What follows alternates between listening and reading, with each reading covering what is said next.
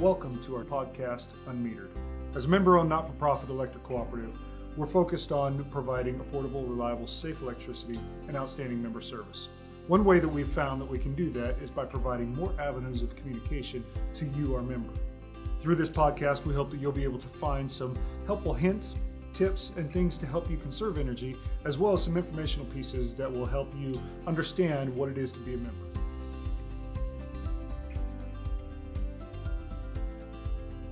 Happy New Year from Middle Tennessee Electric. We're glad you're back with us here at Unmetered. We have a lot of great content lined up this year, so we hope that you'll continue to take this journey with us. If you haven't subscribed yet, please do so. Just click the subscribe button. We'll let you know whenever we have a new podcast up. Check out our YouTube channel where we'll have all the video for this, or you can just download the audio through our podcast service. Today we're going to take a little peek behind the curtain for 2017. We have Chris Jones with us. He's going to tell us some of the things that are on tap for us and some of the things that'll affect you as a member, and they're all fantastic. Let's take a listen. Hello, my name is Chris. And I'm Michelle. We're with the Boys and Girls Clubs of Rutherford County. Last year, we served over 3,000 youth in Rutherford County. We're really grateful for the money that the foundation has provided us. They've helped fund our STEM program, and through that money, we've been able to buy 17 new laptops to run the Khan Academy with our youth.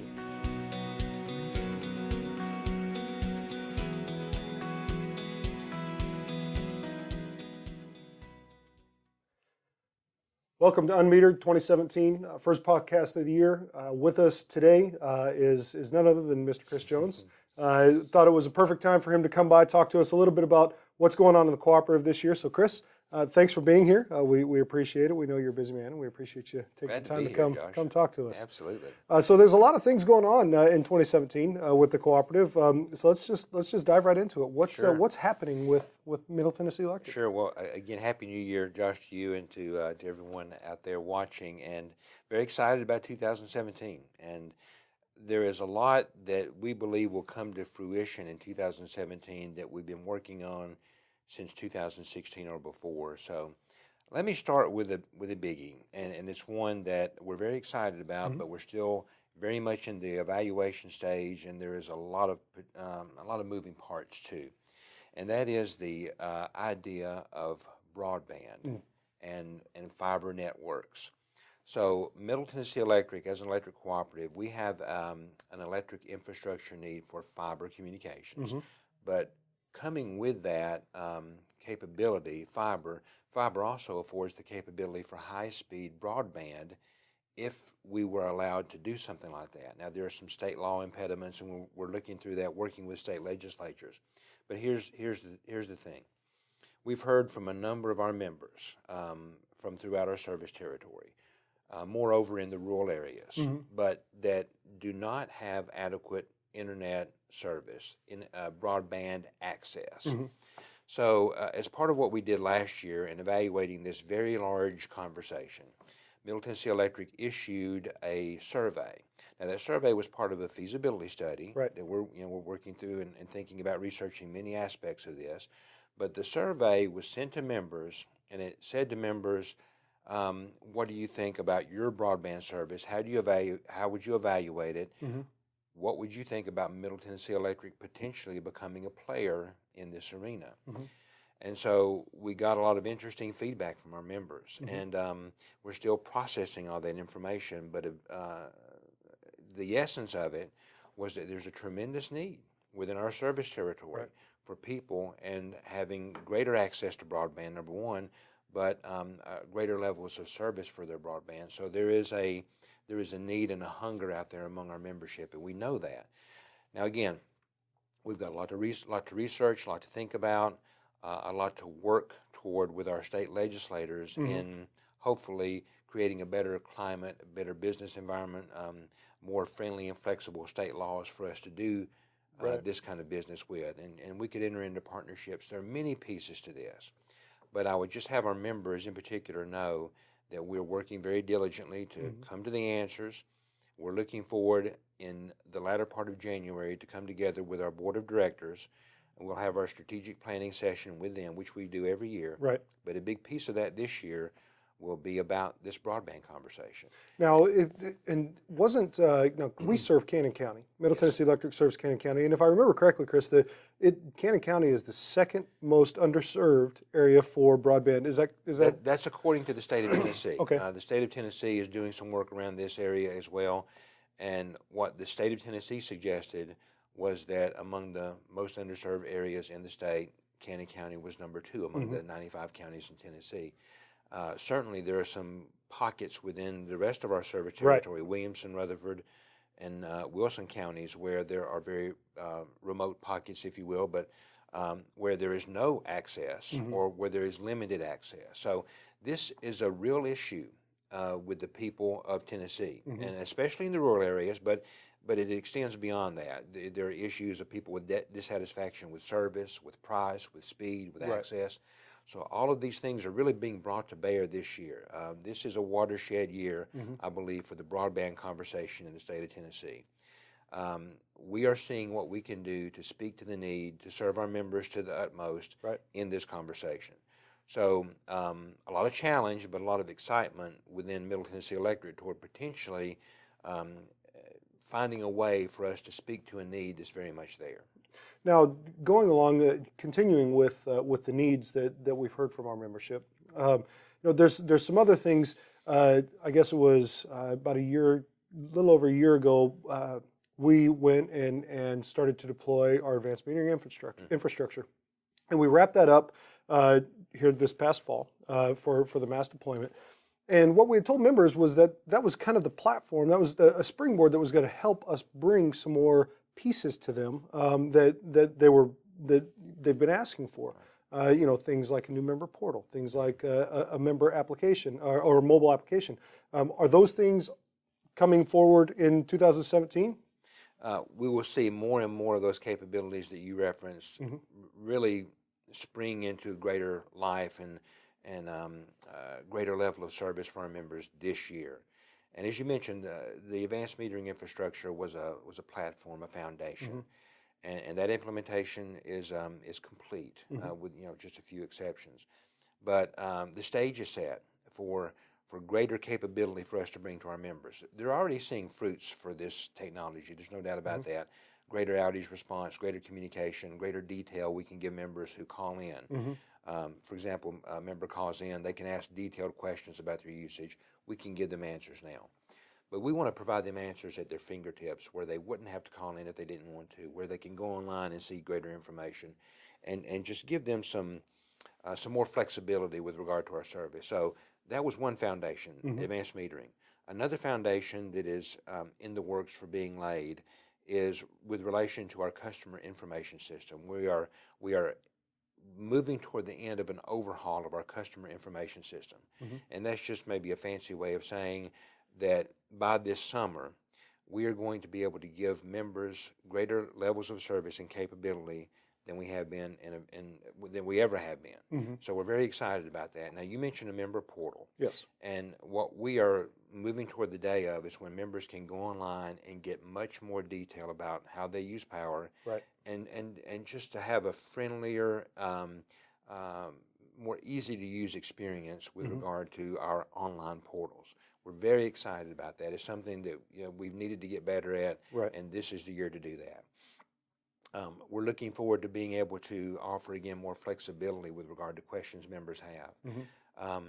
For example, our members have told us we want more flexibility around due dates. Some members are saying we want to be able to prepay our electric service.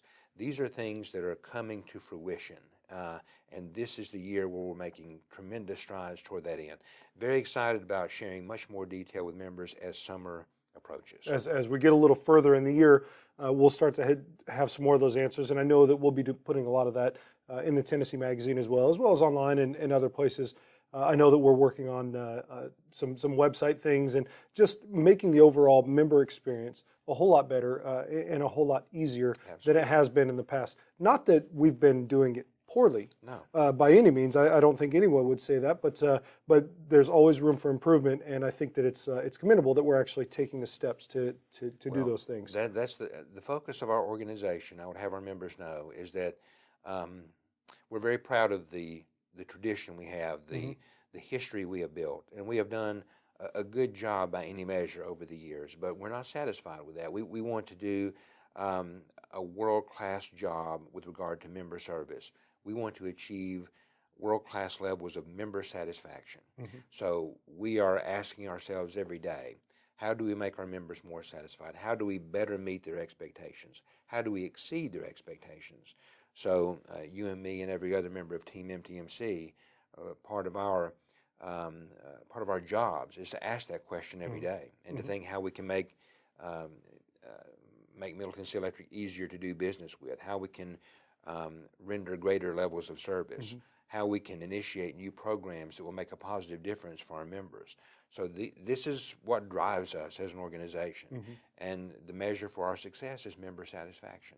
So that's our focus. You know, you mentioned programs that our members are looking for. We just rolled one out, and actually it just really came online just this past month, and that's cooperative solar. Tell me a little bit about how that looks, and what members can expect from that who are participating, and maybe how folks can sign up. Sure, very proud of that. And again, Josh, it goes back to member expectations.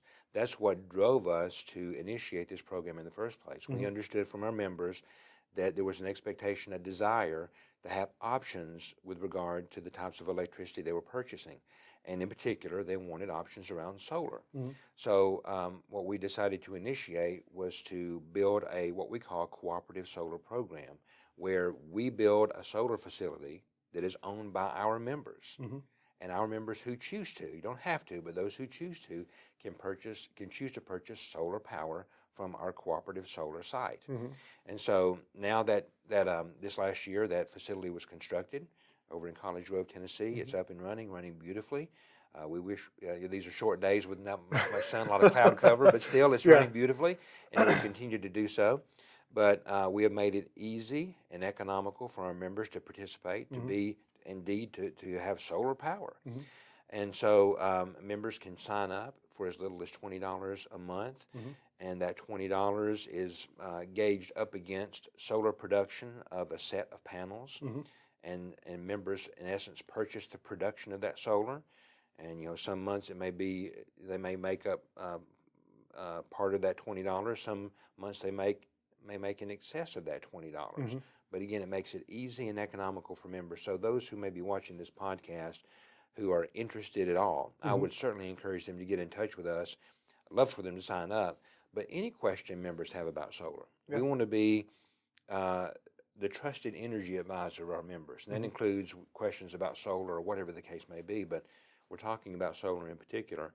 If you're thinking about building your own solar, rooftop solar, or you just have heard things in the media that you have questions about, I hope that members feel like they can turn to us first for those answers, because that's what we want to be. Well, we were the leader in the Valley last year, if I remember correctly, just about with solar commissionings, and so here in the next couple of weeks, we're actually going to have Brad Gibson on here. We're going to talk a little bit about cooperative solar and really get a better understanding of it. So members, hopefully you'll be able to tune in then and listen to that and really understand a little bit more about cooperative solar. Chris, is there anything else that you want to throw at us to let us know about 2017 that I may have missed, or any peek behind the curtain, if you will? Well, there's just a lot that we're trying to meet about and think about on a regular basis, Josh.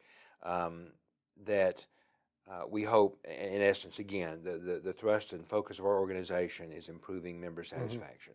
So all the conversations we're having are about ways that we can do that. So the cooperative solar installation, for example, was our first. It's not going to be our last. Right. We're going to continue to look, and we're going to continue to seek to build out more capability, because we expect to sell out, if you will, that first solar installation pretty quickly. So we want to continue.